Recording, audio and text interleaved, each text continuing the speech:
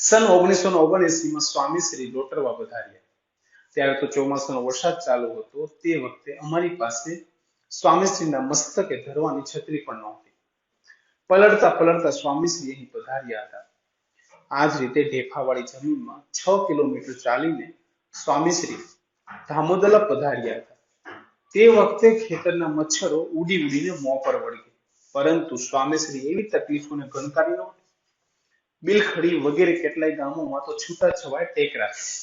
સૌના ભાવને સ્વીકારીને સ્વામીશ્રી ટેકરે ટેકરે ચડીને ઝૂંપડે ઝૂંપડે ફરે અને સૌને રાજી કરે. તારીખ 22 જૂન 1979 ને પ્રસંગ હું ક્યારે વિસરી શકીશ નહીં.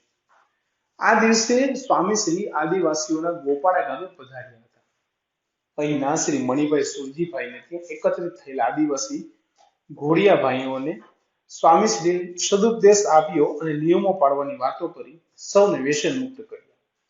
પછી તેમના ઝૂંપડામાં પધરામણી કરીને સ્વામીશ્રી દેદવાસર ગામે પધાર્યા હતા. હવે દેદવાસર ગામ પધારવાનું એકમાત્ર કારણ હતું કે દલ્લુભાઈ મદારી ઘોડિયા તદ્દન કંગાલ હાલતને ખરી ભક્ત. એમની તીવ્ર ઈચ્છા હતી કે સ્વામીશ્રી એમના ઘરે પધારે. સ્વામીશ્રી એમની એ ઈચ્છા પૂર્ણ કરી. એમના ઘરે કષ્ટો વેઠીને પધાર્યા ત્યારે આશ્ચર્ય થયું, કારણ કે આ ઘરને ઘર કહેવાય કે કેમ એમને ઝૂંપડું જુઓ તો જ ખ્યાલ આવે. અંધારિયા ઝૂંપડામાં સ્વામીશ્રીને ક્યાં બેસાડવા તેને મૂંઝવણ થઈ હતી. એટલે તેમણે ભેંસની ગમાણની પાડી ઉપર સ્વામીશ્રીને બેસાડ્યા હતા. ભેંસને ખીલે બાંધવાના વાંકા ચોકા લાકડા બે પથ્થરો પર ટેકવીને સંતોને તે લાકડા પર બેસાડ્યા. હું, સ્વામીશ્રી અને ગોવિંદ સ્વામી અમે બેઠા એટલે તે પાડી હલતી હતી. તેની એક બાજુ પોદળા હતા અને બીજી બાજુ રસોડાની રાખ હતી. ગોવિંદ સ્વામી સ્થિતિ જોઈને હસતા હતા. તેઓ કહે, આ બાજુ પડોશી તો ચૂલાની રાખ ખાવાની અને આ બાજુ પોદળા. સ્વામીશ્રી તેમને કહે, જુઓ હરિભક્તો કેવા પ્રેમી છે. મેં કહ્યું, સ્વામી આપના પ્રતાપે આ લોકોની સ્થિતિ સુધરી, બાકી તો ઉપર મરેલા સાપ લટકતા હતા. આ લોકોનો ધંધો આ હતો, આખું પીપળું દારૂનું પી જાય એવા હતા. દલુભાઈએ પોતાનું પૂર્વ જીવન વર્ણવતા સ્વામીશ્રીને કહ્યું હતું કે અમે તો કાચું માંસ ખાતા, સ્ત્રી પુરુષો સૌ સામૂહિક અપાર દારૂ પીતા, સાવ પશુ જેવું જીવન જીવતા હતા. પણ આપણા સંગે પરિવર્તન આવતા વ્યસનો છૂટ્યા.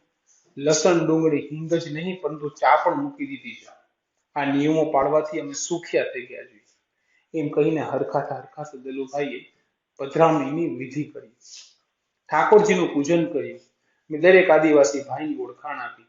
દલુભાઈ બધા જ અનાચારો છોડીને શુદ્ધ થયા છે એ વાત સાંભળી સ્વામીશ્રી એટલા બધા રાજી થયા કે તેમને અને સાથે આદિવાસી સત્સંગી ભાઈઓને ભાવથી ભેટ્યા, છાતીએ લગાડ્યા. એમની આંખોમાંથી નીતરતી કરુણતા ભાવ અને આદિવાસીની ભેટતા એની સમદ્રષ્ટિનો અહીં ત્રિવેણી સંગમ રચાયો હતો. સ્વામીશ્રી કહે, ભલે ગરીબ છે પણ દર્શનથી શાંતિ થાય તેવા છે. આમ ભલે પછાત કહેવાય પણ આને કોણ પછાત કહે?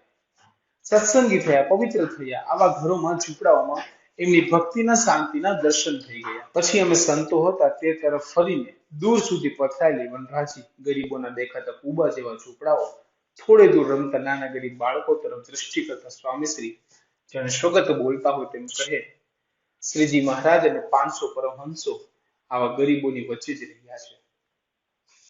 સત્સંગ સૌરભથી મધમધતા તે સામાન્ય ઝૂંપડાઓમાં સ્વામીશ્રી વરસતા વરસાદમાં પણ ઉત્સાહભેર પધરામણીઓ કરી. આ દલુભાઈએ ધોળી ફૂઈના નગીનભાઈને 2 વર્ષ પહેલા સત્સંગ કરાવેલો. દલુભાઈએ જ તેને શ્રીજી મહારાજ અને સ્વામીશ્રીની ચિત્ર પ્રતિમાઓ પણ આપી હતી. દલુભાઈના જીવન પરિવર્તનથી પ્રેરાઈને નગીનભાઈને સ્વામીશ્રીના દર્શનની તીવ્ર અભિલાષા અંતરે જાગી હતી. પરંતુ તેમને અચાનક જ આંખે અંધાપો આવ્યો. પ્રજ્ઞાચક્ષુ થયા છતાં નગીનભાઈને ન તો દર્શનની ઈચ્છા ઘટી કે ન તો સત્સંગમાં ઓટ આવી. ફોટોગ્રાફમાં એકવાર જોયેલા સ્વામીશ્રીને અંતરમાં અખંડ સ્મરતા રહ્યા.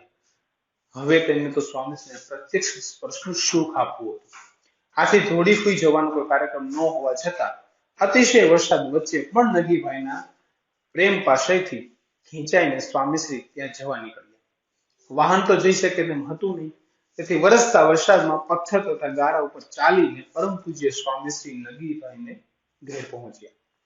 શ્રી નગીનભાઈએ અંતરની આંખે નિરખ્યા, સ્વામીશ્રીનો સ્પર્શ કર્યો અને ધન્ય થઈ ગયા. જાણે ભવની ભટકળ મટી ગઈ હોય તેવો રોમે રોમમાં આનંદ છવાઈ ગયો. અત્રેથી સ્વામીશ્રી સાહુગામ થઈને મોડી રાત્રે કુરેલ પધાર્યા. રાત્રે વરસાદ હતો છતાં એક ઓછીમાં સત્સંગ સભામાં ભેગા થયેલા ભક્તોને સ્વામીશ્રીએ જન્મ્યા ત્યાંથી જરૂર જાણો પદ ઉપર અદભુત બળ પ્રેરક વાતો કરી. આખા દિવસના સ્મરણને કારણે સાથેના સૌ થાકને લોથપોથ થઈ ગયા. ત્યારે સ્વામીશ્રી પોતાના થાકની પરવા કર્યા સિવાય સૌ ઉપર અમૃત વર્ષા વરસાઈ રહ્યા હતા. કરુણામૂર્તિ સ્વામીશ્રીની એ અનંત કરુણા વર્ષાનું સ્મરણ કરતા વાચા મુક થઈ જાય છે. ગીરા નયન નયન બીનું બાની જેવી અનુભૂતિ થાય છે.